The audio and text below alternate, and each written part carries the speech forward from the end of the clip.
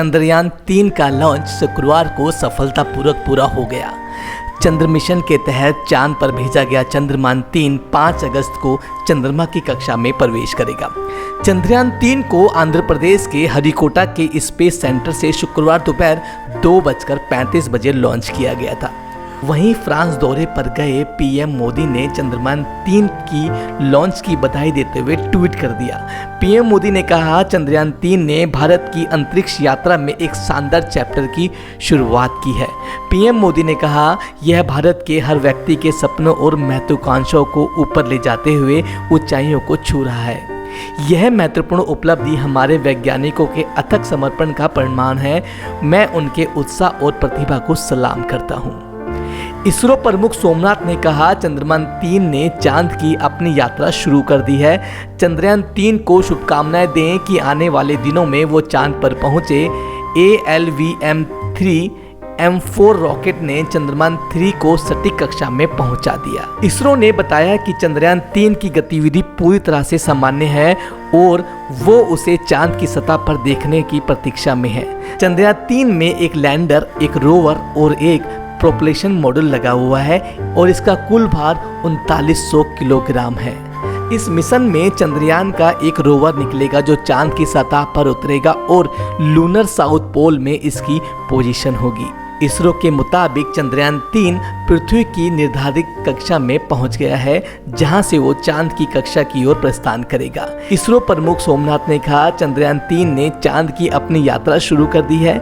चंद्रयान-3 को शुभकामनाएं दें कि आने वाले दिनों में वो चांद पर पहुंच जाए। सोमनाथ ने कहा, ALVM-3M4 रॉकेट के चंद्रयान-3 को सटीक कक्षा में पहुंचा दिया है। इसरो ने बताया कि चंद्रयान-3 की गतिविधि पूरी तरह से सामान्य है और वो उसे चांद की सतह पर देखने की प्रतीक्षा में है। लेकिन पिछली अनहोनी के बाद इसके कामयाब होने की कितनी संभावना है? चंद्रयान-3 में क्या क्या बदलाव किए गए हैं, किन किन चीज़ों का ध्यान रखा गया है, इस मिशन का लक्ष्य क्या है, ऐसे कई बुनियादी सवाल जिनका जवाब हम इस वाली वीडियो में देने वाले हैं। बीते 50 सालों में कई मिशन प्लान एग्जीक्यूटिव किए गए, लेकिन चंद्रयान-2 ने पहली बार चांद पर पानी की खोज की। भले ही उसका लैंडर बाहर नहीं आ पाया, पर इस बात पर हम आश्वस्त हैं कि वो जरूर होगा। इस विश्वास के पीछे जो कारण है वो ये है कि पिछली बार लैंडर के लिए जिस तकनीक का इस्तेमाल किया गया था उसमें अब बहुत ज़्यादा बदलाव हुए हैं।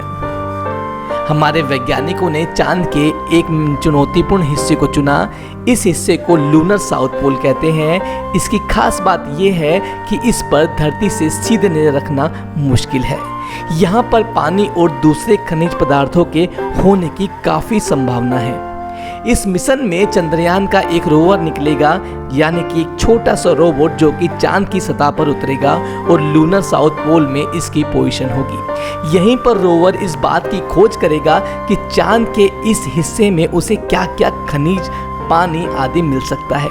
इस खोज से खास बात ये होगी कि अगर कभी भविष्य में हम चांद में कॉलोनियां बसाना चाहें तो इसमें बहुत मदद मिलेगी। बात करते हैं ऐसे मिशन में सबसे बड़े जोखिम क्या हो सकते हैं। पहला जोखिम ये है कि चांद पर जब हम कोई यान भेजते हैं तो पूरी तरह से इसका नियंत्रण कंप्यूटर्स के पास होता है। एक इंसान होने के तौर पर आप 4 लाख किलोमीटर दूर बैठे उसे कंट्रोल नहीं कर सकते। वो पूरी तरह से आर्टिफिशियल इंटेलिजेंस की मदद से काम करता है। दूसरी चीज़ ये है कि चांद पर कोई जीपीएस नहीं है। जैसे हम धरती पर कोई गाड़ी चलाते हैं तो जीपीएस के माध्यम से कई जानकारियां हमें मिल जाती हैं। ड्राइवलेस कारें जीपीएस तकनीक से ही काम करती हैं, लेकिन चांद पर ये काम नहीं करती। वहाँ आपको पता नहीं चलेगा कि आप कहाँ पर हैं, किस हिस्से में है, कितनी दूर है। इन सभी चीज़ों का अनुमान उसे ऑनबोर्ड सेंसर से लगाना है। तो इससे 2-3 नई मुश्किलें पैदा हो जाती हैं और अच्छी बात यह है कि इस बार इन सभी चीज़ों का ध्यान रखा गया है। चंद्रयान-3 मिशन क्या है और इसे कामयाब होने की कितनी संभावनाएं हैं। भारत में एक चीज़ हमेशा से सिखाई गई है कि अपने संसाधनों का भरपूर इस्तेमाल करें, संभव हो तो उनका पुनः उपयोग करें। जैसे जब चंद्रयान 2 भेजा गया था तो उसके हिस्से थे ऑर्बिटर, लैंडर, रोवर। ऑर्बिटर कामयाब रहा और वो अभी भी चांद की ऑर्बिट में घूम रहा है। तो इस बार जब हम चंद्रयान 3 भेज रहे हैं तो ऑर्बिटर का प्रयोग नहीं कर रहे हैं, क्योंकि ऑर्बिटर वहां पहले से मौजूद है। ऐसे में हमारे ऑर्बिटर की पूरी लागत इस बार बच गई। इसरो की सबसे अच्छी बात यह है कि ज़्यादातर काम इन हाउस करते हैं, यानी काफ़ी तकनीक वो खुद से डेवलप करते हैं, जिससे कम लागत में हम बड़े मिशन को अमल ला रहे हैं। अब बात करते हैं कि चंद्रयान 3 का उद्देश्य क्या है। चंद्रयान 3 का कुल बजट करीब 615 करोड़ रुपए बताया गया है। इसरो ने इस मिशन के 3 अहम लक्ष्य बताए हैं। चंद्रयान 3 के लैंडर की चांद की सतह पर सुरक्षित और सॉफ्ट लैंडिंग करना, इसके रोवर को चांद की सतह पर चलाकर दिखाना और वैज्ञानिक परीक्षण करना। चंद्रयान 2 की तरह चंद्रयान 3 के पास भी एक लैंडर जो अंतरिक्ष यान जो चांद की सतह पर सॉफ्ट लैंडिंग करेगा, और एक रोवर होगा जो अंतरिक्ष यान जो चांद की सतह पर घूमेगा। जैसे ही चांद की सतह पर पहुंचेगा, लैंडर और रोवर अगले एक नूलर डे चंद्र दिवस यानी धरती के 14 दिनों के समान समय के सक्रिय हो जाएंगे। इसरो के चंद्र अभियान का लक्ष्य चांद के दक्षिणी ध्रुव में सॉफ्ट लैंडिंग करने का है। इसरो ने सितंबर 2019 में चंद्रयान 2 को चांद पर उतारने का प्रयास किया था, लेकिन तब उसका विक्रम लैंडर क्षतिग्रस्त हो गया था। तब इसरो प्रमुख ने न्यूज एजेंसी पीटीआई से कहा था, ऑर्बिटर से मिली तस्वीर से लगता है कि विक्रम लैंडर की चांद पर हार्ड लैंडिंग हुई है। चांद का चक्कर लगा रहे ऑर्बिटर ने विक्रम लैंडर की थर्मल इमेज ली थी। किसी अंतरिक्ष यान के चांद पर 2 तरह से लैंडिंग हो सकती है। एक है सॉफ्ट लैंडिंग, जिसमें अंतरिक्ष यान की गति कम होती है और वो धीरे धीरे चांद की सतह पर सफलतापूर्वक उतर जाता है।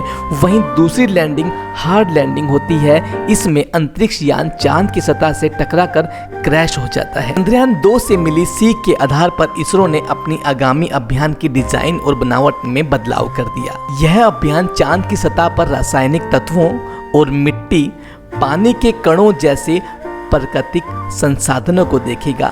यह अभियान चांद की बनावट को लेकर हमारी जानकारी में महत्वपूर्ण इजाफा करेगा। वैज्ञानिक परीक्षण के लिए अंतरिक्ष यान अपने साथ कई उपकरणों को ले जा रहा है, जिसमें सीमोमीटर भी शामिल है, ताकि चांद के भूकंप को मापा जा सके। वैज्ञानिक इस तरह के परीक्षण से चांद की सतह के तापमान और वहां के वातावरण के अन्य तत्वों को जान सकेंगे। चंद्रयान 3 पर spectropolarimetry of vegetable planet earth SHPE भी लागू होगा, जिससे हमारे वैज्ञानिकों को चंद्रमा की कक्षा के छोटे ग्रह और हमारे सौरमंडल के बाहर स्थित अन्य ग्रहों के बारे में जानकारी इकट्ठा करने के लिए महत्वपूर्ण डेटा हासिल हो सकेगा, जहां जीवन संभव है। चंद्रयान 3 का अभियान न केवल भारत के लिए बल्कि पूरी दुनिया के वैज्ञानिक समुदाय के लिए महत्वपूर्ण है। लैंडर चांद की सतह पर जाएगा, जिसके बारे में अब तक कोई जानकारी मौजूद नहीं है। लिहाजा इस अभियान से हमारी धरती के एकमात्र प्राकृतिक उपग्रह चांद के विषय में जानकारी और बढ़ेगी। इससे न केवल चांद के बारे में बल्कि अन्य ग्रहों के विषय में भी भविष्य के अंतरिक्ष अनुसंधान की क्षमता विकसित होगी।